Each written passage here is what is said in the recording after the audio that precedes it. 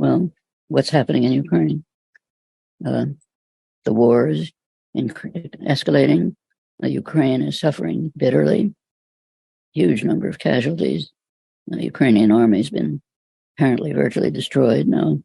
Most of the world sees this as a proxy war between Russia and the United States, and it's become harder and harder to avoid that conclusion.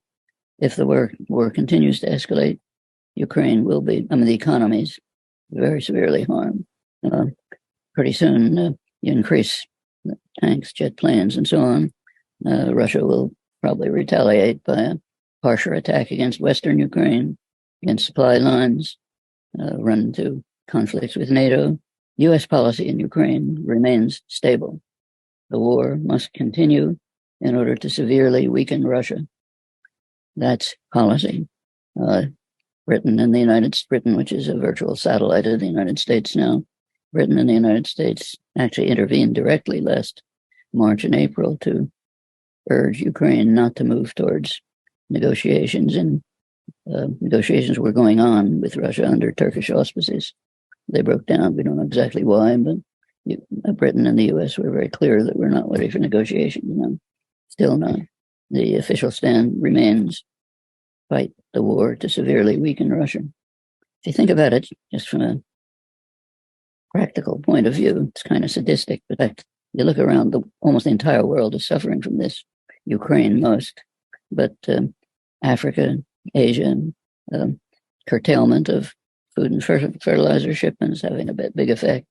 Europe is declining, even moving towards deindustrialization because of the breaking of its natural trade, commercial relations with Russia. All over the world decline, one exception. The U.S. is doing brilliantly.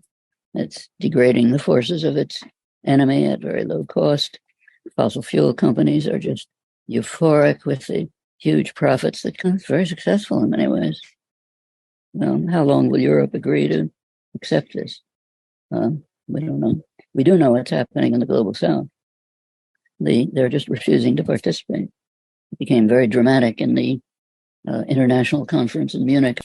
The United States, Vice President Harris was there, other representatives, desperately trying to get the countries of the South to join the United States in the war. One after another said, not ours, your war. We don't pay any attention to your hypocritical proclamations.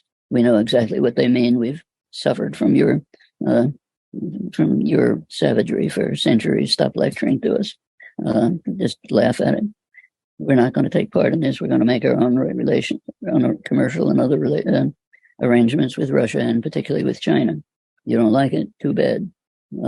Even long-time U.S. allies like Colombia simply flatly refused.